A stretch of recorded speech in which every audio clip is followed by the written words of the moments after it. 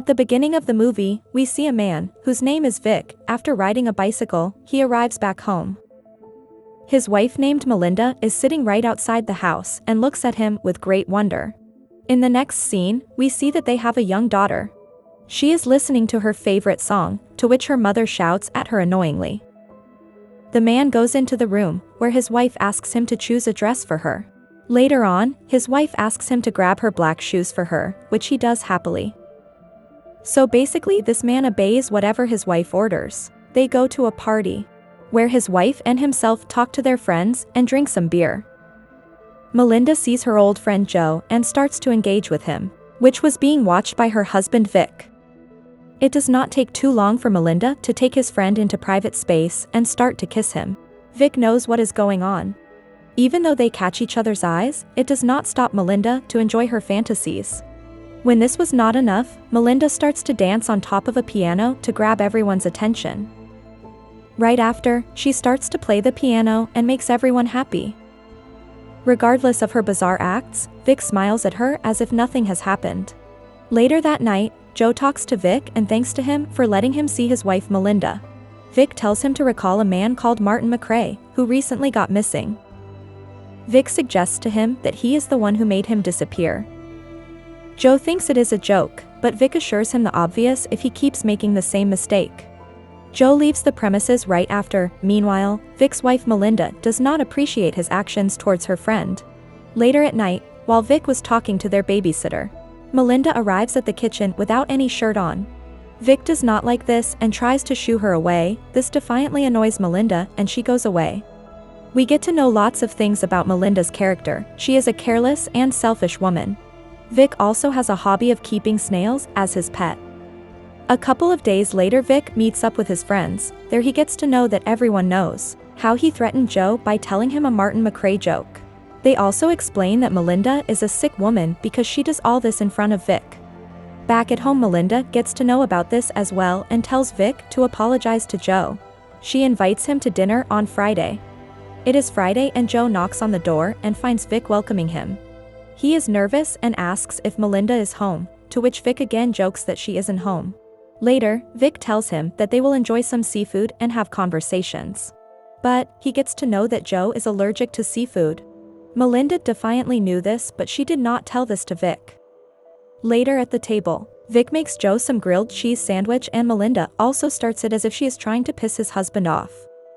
She sends Vic to take her daughter to bed and tell her bedtime stories. After telling a bedtime story, later Vic encounters Melinda and Joe having some fun together. Later, Joe expects an apology from Vic because he joked to him about killing Martin McRae. Vic replies to him that this was not a joke and calls him an Uber. One day, Vic and Melinda are sitting at a party talking to a writer. He calls him a killer and jokes about Martin McRae. Vic also dances with another woman, seeing Melinda is jealous and later compare herself to the women. She also tries to do things with Vic while he is driving. Later, while Vic and Melinda are watching their daughter play, he gets a call from his bank which was about Melinda's bank account. He gets to know that she sent $3,000 to someone who plays piano and he starts to research this person further. He ends up to a person who is an expert pianist and extremely good-looking. Right there, he also encounters Melinda flirting with him. At night, Vic welcomes Melinda and asks where she was. She is looking pretty drunk. While he was driving his daughter home, he again encounters the pianist walking with flowers. Those flowers are sitting in his home the same day. He is once again concerned about his wife Melinda having an affair behind his back. He is mostly home, while his wife is working hard getting smashed by the pianist outside. Vic confronts her for her acts of not coming home for the whole night and using his money to cheat on him. No matter what he does, this woman is just purely self-conscious and does not care about his feelings. She even tells Vic that she has an amazing bedtime with the pianist. Next week, Melinda invites that guy to their party, where Vic and he even shake hands. He once again finds his wife going intimate with another man. Melinda is so careless that she would do intimate things in front of his husband too. It starts to rain and everyone goes inside. They start to enjoy the party once again.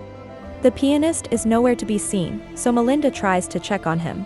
She sees him dead inside the pool and starts to scream. Seeing this, everyone run outside and try to rescue him from the pool and try to revive him, but unfortunately nothing works out. When the police start to investigate, Melinda start to accuse his husband Vic of the murder. Cops start to question Vic for the obvious, but they did not find anything odd while they talk. He later asks Melinda if she is scared of him. She says she is not afraid because he took their life because of her. Later on, when Vic is riding his bicycle, he imagines Melinda and another guy together and also sees the flashes and him taking his life. Later on, they invite their friends to dinner. He tells his friend to stop telling people that he is a killer. He is very suspicious, and from time to time he would have meetings with his wife Melinda about this subject. One day Vic was walking casually and he suddenly sees a bunch of cameras in his wife's car. He sees his wife sitting with a man who calls himself a psychologist.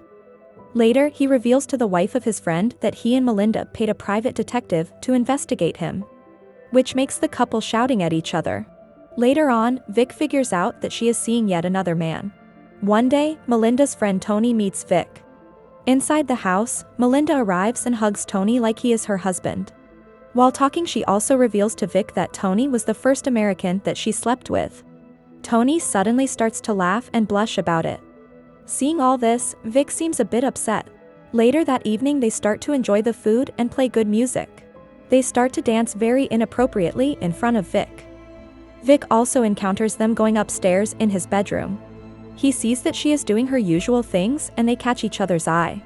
In a few days, Vic tells Tony that Melinda wants to meet him and make him sit inside his Jeep. He takes him to a really far place from the city. He keeps asking him questions about Melinda and his dating history. After they are out of the car, he picks up a heavy rock in his hands and throws it at him. It does not take too long for Vic to take away his life. Right after, he puts a heavy rock on his body and drowns him in the water so that no one can see him. After the incident, he comes back home happily. The next day, they decide to go on a picnic in the same location he took Tony's life.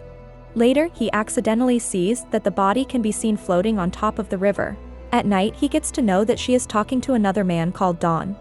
She asks him to sleep in her room that night and she reveals that she loves him.